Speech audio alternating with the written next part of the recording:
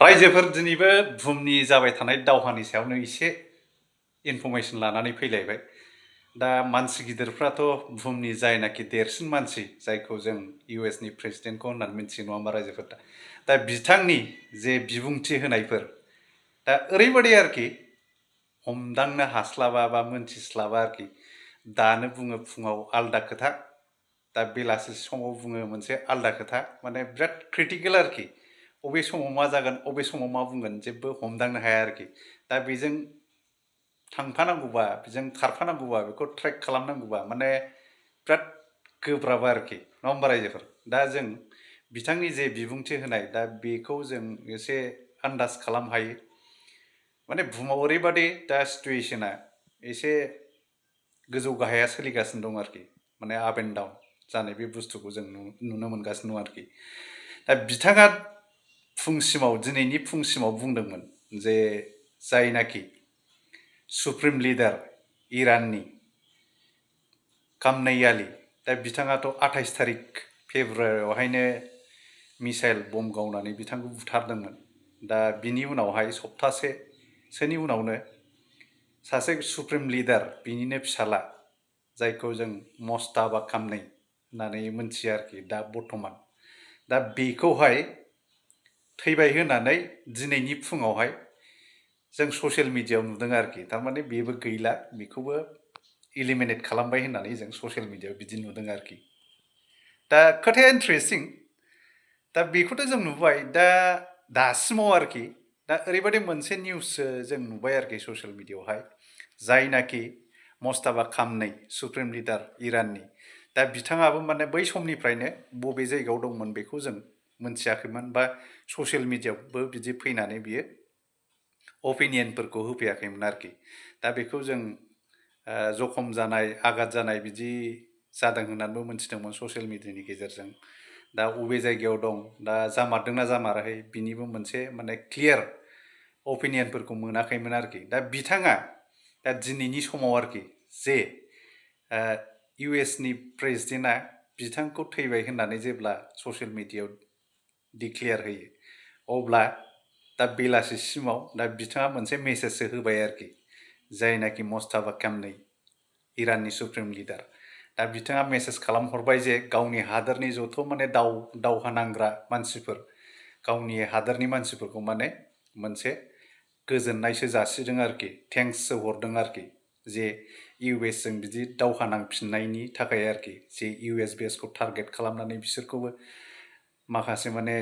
फोजोबस्रांनो हानाय खामानिनि थाखाय बियो साबायखरसो बावदों आरोखि दा जों बेखौ ससियेल मिडियायाव बेखौ नुलायबाय आरोखि दा इन्ट्रेस्टिं बाथ्राया बेनो जाहैबाय ओरै बेराफारसे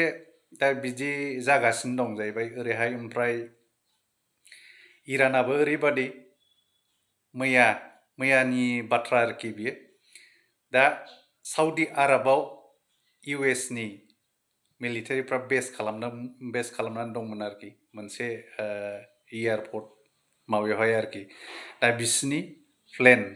दा बिसोर थानाय जायगायाव जे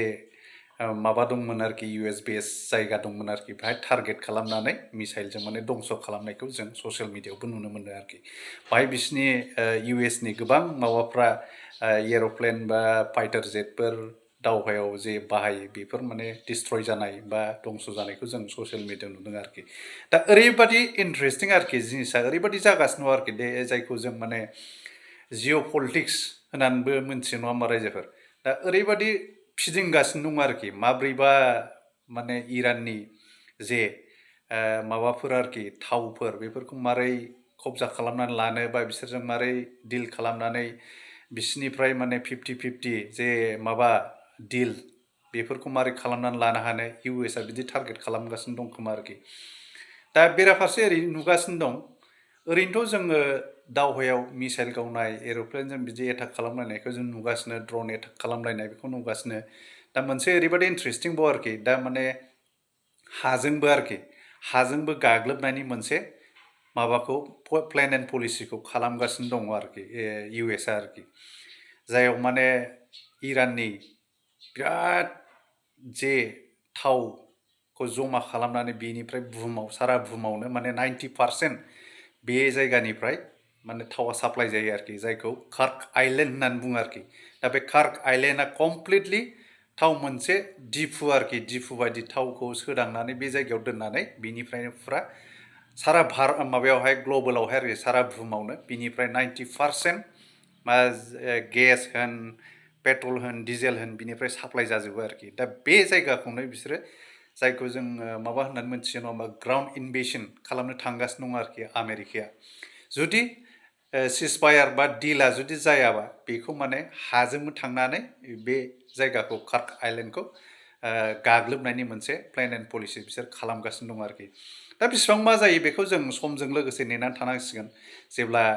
समा फैयो अब्ला जों बेखौबो मोनथिनो मोनगोन नङा होमबा रायजोफोर दा ओरैबायदि इन्टारेस्टिं आरोखि दा ओरैहाय बुहुमनि जे बेफार फालांगि जायखौ जोङो माबा होनो नङा होमबा जोंनि भारतनि जे निफ्टि 50 दा बियो 300 पइन्टनि गाहायाव दिनै गोग्लैदों आरोखि ओरैबायदि बे मोनसे जोंनि भारतनि थाखाय गाज्रि मोनसे माबा आरोखि साइन ओरैहाय निकाय 5% डाउन ओरैहाय कपसि बेफोर 4% नाइन माने सारा माबानि ग्लबेलनि मार्केटानो फुरा डाउन आरोखि दा बेफोरखौ नायोबा सारा बुहुमानो माने गासिबो भुगिनांफाजोबनाय बयनिबो हादोरा माने गासिबो गाज्रि मोनसे थासारि दा जों बेखौ ससियेल मिडियानि गेजेरजों नुगासिनो दं आरोखि